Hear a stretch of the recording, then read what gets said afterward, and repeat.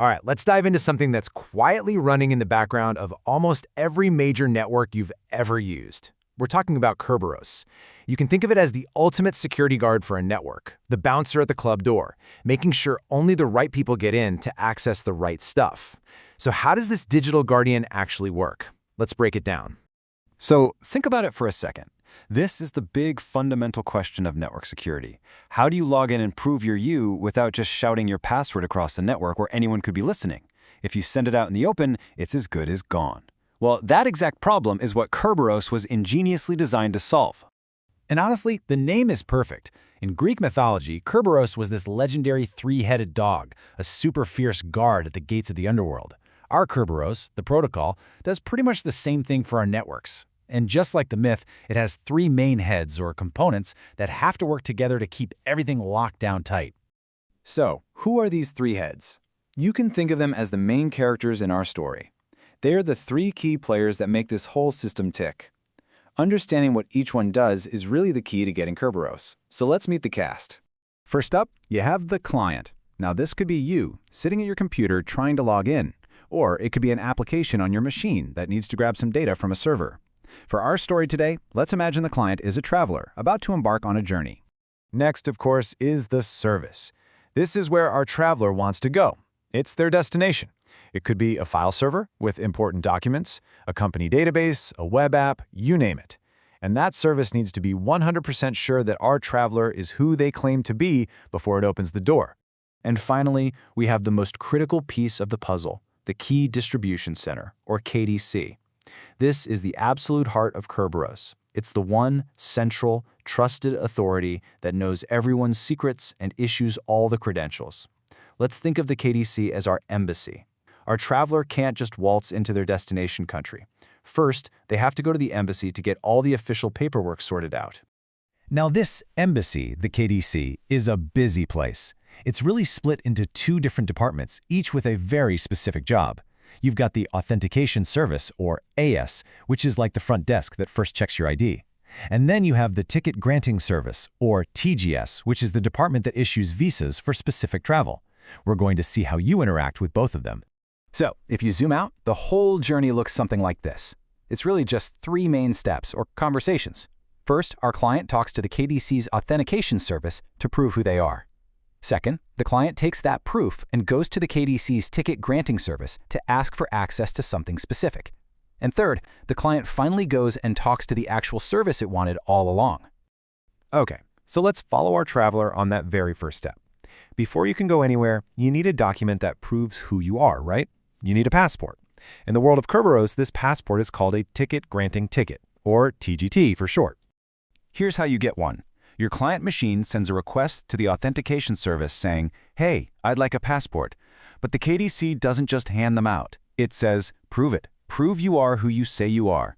So your client takes the current time, encrypts it using a key that's derived from your password, and sends that over.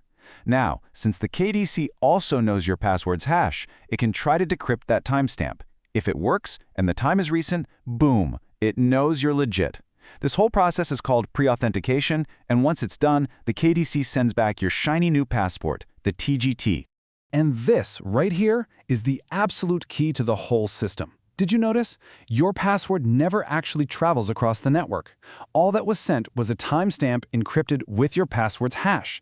This whole intricate dance is designed specifically to prevent your password from ever being exposed where an attacker could sniff it out. It's brilliant, really. Okay, our traveler is feeling good. They've got their passport, the TGT. But you know how travel works. A passport proves who you are, but you often need a specific visa to get into a particular country. In Kerberos, that visa is called a service ticket. So now, the client heads over to that second department in our embassy, the Ticket Granting Service. It shows its passport, the TGT, and says, "Hey, I'd like a visa to visit the file server, please." The TGS takes a look at the TGT. Since the KDC itself issued and encrypted it, the TGS can trust it completely. It validates it, sees everything is in order, and then issues a brand new service ticket, our visa, that is valid only for that specific file server. So let's make this super clear. The Ticket Granting Ticket, the TGT, is your passport. It proves your general identity to the KDC, and it's usually valid for a long time, like your whole workday. The service ticket, on the other hand, is your visa.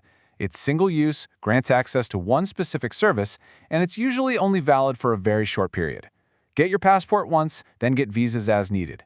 All right, our traveler is all set. Passport in hand, visa approved. They're finally at the border of their destination country. It's time for the final step, presenting those credentials and actually getting inside.